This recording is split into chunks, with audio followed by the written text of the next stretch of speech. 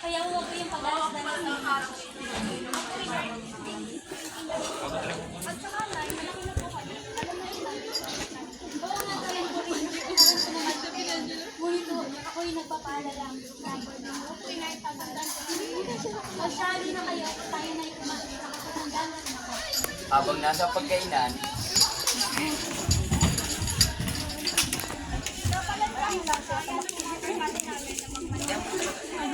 Ngayon, hindi mo masyadong magina, masyadong nang delikado para lumabas. Baka mapano pa kayo? Ay hindi, masyadong delikado. Mga babae pa naman kayo, baka mapano kayo dyan. O siya, tapos na akong kumain, kayo mag-ligpit na at matulog na rin. Magpapahinga na rin. Ano ba dyan ate? Para makatulog na tayo? No, hindi tayo matutulog. Pupunta pa rin tayo, no? Alam mo naman minsan lang tayo mag-banding. Drop na chance na. Ipapagalitan pa rin tayo, alam mo naman ayaw tayo payagan, di ba? Hindi yan. Pumunti naman tayo pagkatapos. Mapapagalitan pa rin tayo. Bahala ka, basta kung pupunta. Kung ikaw, ayaw mo, huwag kang pumunta.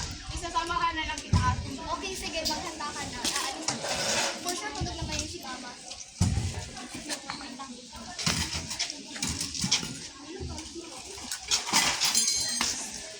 nakapunta ang mga magkakapatid sa banding ng magbabarkada. Sila ay pumunta kung saan pagkatapos ito ay nagkayayaan.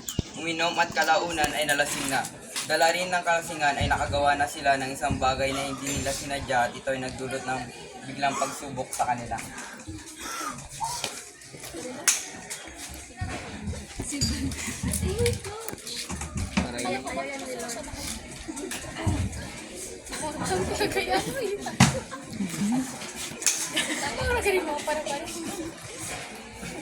Ay, nalakay.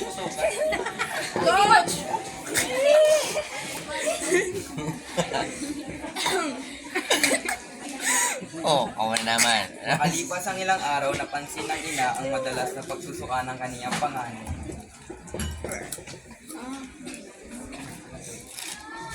Anak, masama ba ang pakiramdam mo? May sakit ka ba? Eh, bakit mo mapadalas ang pagsusuka mo yan? Salamingan mo ni si Ade.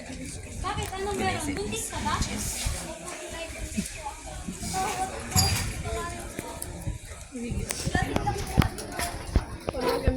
Paano nangyari ito? Hindi imposible. Hindi ko naman kayo pinayagan, di ba? Mga suwail, hindi ba? Saan ba ako nagkulang? Saan ba ako nagkamali? Hindi ko naman kayo pinayagan, di ba? Pinangarangalan ko naman kayo. Saan ba ako nagkulang? Sino? Nasaan ang ama? So, alam niya ba? Anong plano niyo? So, anong plano mo? Alam mo namang mahirap pagsabayin ang pag-aaral ang pagpubuntis, di ba?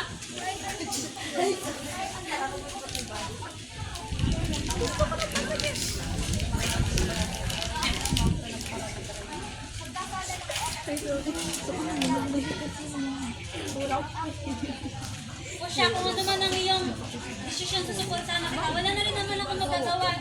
Kaya, sumayo ka na riyan. Kailangan pa natin magpakatatag para sa batang pinapunan mo. Oo.